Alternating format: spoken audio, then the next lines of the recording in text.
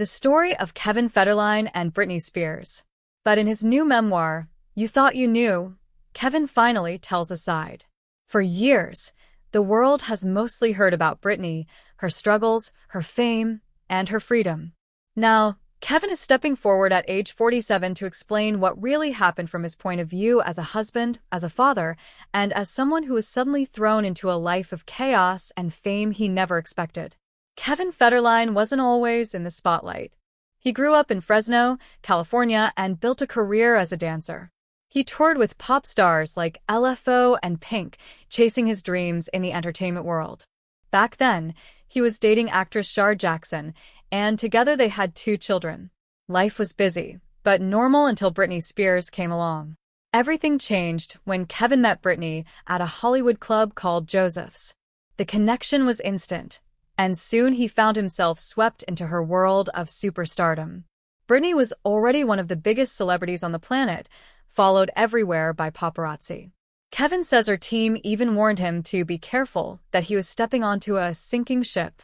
Still, he fell in love and followed her on tour. There was glamour, travel, and attention, but also tension.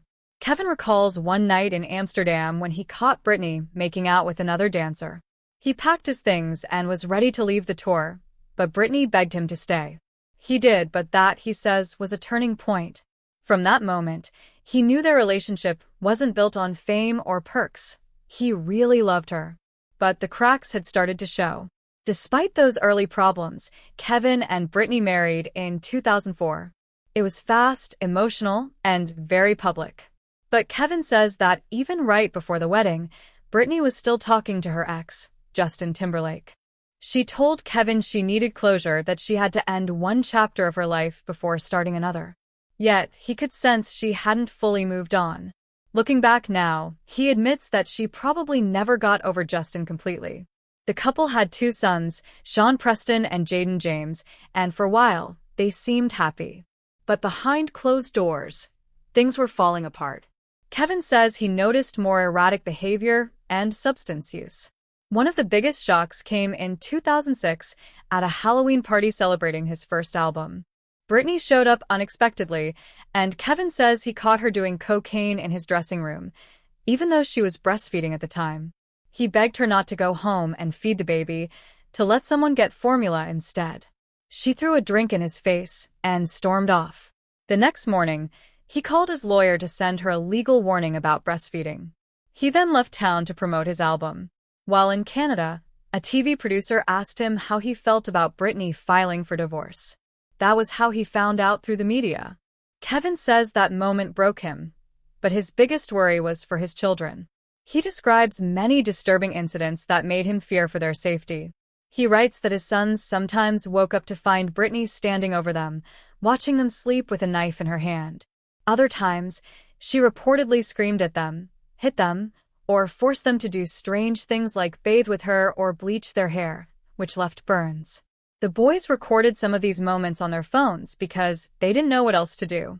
In one of the most painful stories, Kevin says Britney told their son Preston over the phone that she wished he, his brother, and Kevin were all dead. That was when he knew things were completely out of control. He also talks about Britney's famous breakdown in 2007, the shaved head, the umbrella, the photos seen around the world. He remembers how she locked herself in a bathroom with their youngest son, claiming Kevin's house was unsafe. The police had to intervene, and Britney was eventually hospitalized. Kevin says it made him sick to see her like that, because no matter what had happened between them, he had loved her deeply once. When Britney was later placed under a conservatorship, Kevin says he supported it. He believed it was the only way to stabilize her situation and keep their kids safe. But when the Free Britney movement began years later, he couldn't get behind it. He understood that fans wanted to help, but from his view, it turned into a mob, more about passion and anger than real concern. He believes that when the judge ended the conservatorship, public pressure played a big part. He says he braced for the worst, because he felt Britney wasn't ready to be completely on her own. Now, Kevin lives quietly in Hawaii with his wife Victoria Prince and their children. He says he rarely talks about Britney, but he's more worried than ever. In his memoir, he writes that he feels a growing sense of urgency, that something terrible could happen if things don't change. He believes Britney's behavior is becoming more erratic and that she's surrounded by people who don't truly care for her. Kevin's biggest fear is that his sons will be left to pick up the pieces. He says they love their mom but feel helpless, unsure how to protect her without being blamed or attacked. Kevin ends his book not with anger, but with concern. This isn't about fame anymore, he says. It's about survival. He wants the world to remember that behind all the headlines are real people, parents, children, and families still trying to heal. Maybe that's the message of You Thought You Knew, that we never really know what's happening behind the cameras, behind the gossip, or behind the social media posts. Sometimes the people we judge the most are the ones carrying the deepest pain.